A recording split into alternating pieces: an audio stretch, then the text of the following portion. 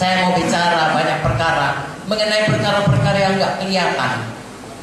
Kalau yang kelihatan kita bisa lihat semuanya dan kita bisa lebih mengerti. Tapi saya akan banyak bicara hari ini mengenai perkara-perkara yang tidak kelihatan. Sebab firman Tuhan berkata, yang tidak kelihatan itu kekal, yang kelihatan itu sementara. Jadi waktu saya bicara ini ataupun saudaraku sesudah bicara ini, saya mengajak saudara banyak kali melihat apa yang tidak dilihat mata, tetapi dilihat oleh mata rohani. Sebenarnya saya dengan saudara ini punya dua KTP.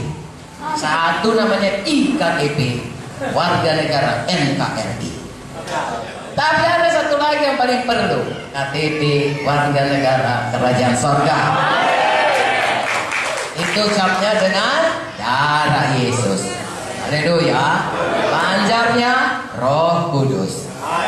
Punya darah Yesus, punya Roh Kudus. Saudaraku, jaminannya firman Tuhan. Itulah warga negara kita yang sesungguhnya, yang kekal. Makanya saya mau sampaikan firman Tuhan untuk memberikan cara pandang, perspektif ya yang benar untuk hidup ini. Apalagi sebagai hamba-hamba Tuhan, juga semua anak-anak Tuhan. Saudaraku, kalau kita belum selamat, kita tidak mengerti ini. Tapi sesudah kita selamat, firman Tuhan berkata, kalau sudah selamat, pikirkan perkara-perkara yang di atas. Dan kalau mau diberkati pun, cari dahulu kerajaan Allah dan kebenarannya. Sekaliannya ditambahkan kepadamu. Saya bacakanlah kembali. Ya, belum kita baca tadi. 2 Korintus 4 ayat 16. Kuat-kuat sama-sama kita membacanya. Sebab itu kami tidak tawar hati, tetapi meskipun manusia lahiriah kami semakin merosot, namun manusia batiniah kami dibaharui dari sehari ke hari. Sebab penderitaan ringan yang sekarang ini mengerjakan bagi kami kemuliaan kekal yang melebihi segala-galanya, jauh lebih besar daripada penderitaan kami. Sebab kami tidak memperhatikan yang kelihatan, melainkan yang tak kelihatan. Karena yang kelihatan adalah sementara, sedangkan yang tak kelihatan adalah kekal. Amin. Ayat lampas ini berkata, saya contohnya yang paling jelas. Ya, saudara lihat sudah banyak keributnya. Ya, mengapa? Karena sudah tua. Nanti kalau 10 tahun lagi saya kemari, saudara lihat saya tambah tua. Tapi firman Tuhan berkata, yang di dalam tambah muda. Artinya dibaharui. Ya, bukan muda dalam arti kata menjadi muda, bukan. Tambah dipulihkan menjadi seperti Tuhan Yesus. Dibaharui hari lepas hari. Haleluya. Saudaraku, sebenarnya kita ini ya hidup di dalam satu masa yang kadang-kadang kita lupa. Kenapa? Karena saya dan saudara kebanyakan hidup terutama bergantung kepada, kalau bahasa Inggrisnya itu namanya senses, kalau bahasa Indonesia namanya panca indera. Ya, kami dari bidang medis kenal betul itu. Semua sangat bergantung pada panca indera.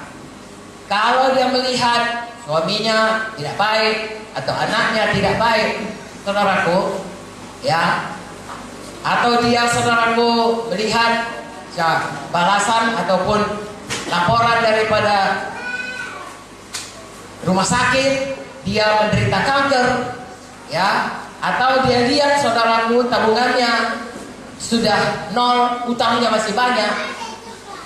Itu yang dilihat dengan mata sangat mempengaruhi seluruh hidup ini. Langsung datang khawatirnya, tidak lama datang mahnya, besoknya lagi datang darah tingginya, lusanya kumat rematiknya. Jadi saudaraku, kalau kita manusia badan ini suka kali bergantung kepada panca indera, sesudah lahir baru berubah. Amin. Haleluya. Firman Tuhan berkata, kita buka lagi Kolose 3.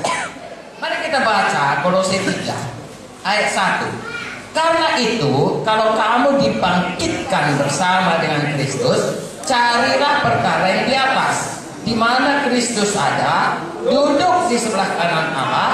Pikirkanlah perkara yang di atas, bukan yang di bumi. Sebab kamu telah mati dan hidupmu tersembunyi bersama dengan Kristus di dalam Allah. Apabila Kristus yang adalah hidup kita menyatakan diri kelak, kamu pun akan menyatakan diri bersama Dia dalam kemuliaan. Amin. Pada waktu kita dibaptis, itu satu nazar atau satu, kalau orang Kristen tidak bersumpah, satu janji, satu proklamasi, satu pernyataan ya kepada Tuhan, kepada sesama anak Tuhan di gereja, karena kita lakukan itu di gereja, saudaraku. Artinya walaupun di sungai itu gereja yang membaptiskan kita, ya, dan kepada setan. Itulah isi dunia ini, ya. Satu Tuhan, satu setan, habis itu manusia.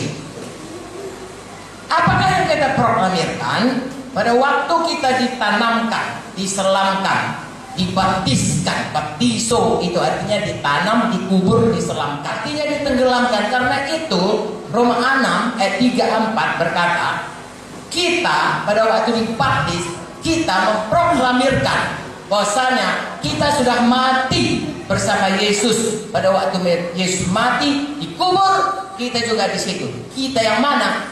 Manusia lama, yang dulu hidup dalam dosa, yang sebelum kita selamat, tertanamkan itu bersama dengan baptisan itu.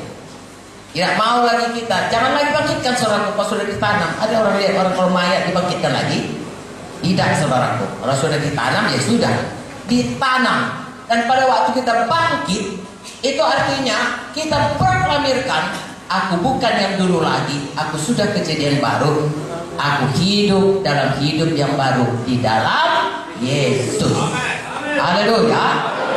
Makanya kalau pendeta mendoakan saudara waktu baptisan, kami membaptiskan saudara ke dalam kematiannya, ya, oleh karena dan dibangkitkan kemuliaan Bapa, saudara dibangkitkan pada satu hidup yang baru dalam Tuhan Yesus. Sebagaimana Kristus bangkit pada satu hidup yang baru, tubuh yang baru, tubuh yang mulia, kita pun bangkit kepada hidup yang baru. Sayang, jangan lagi hidup lama. Mari hidup baru. Dalam Alkitab ini banyak diterangkan apa itu hidup lama, apa itu baru.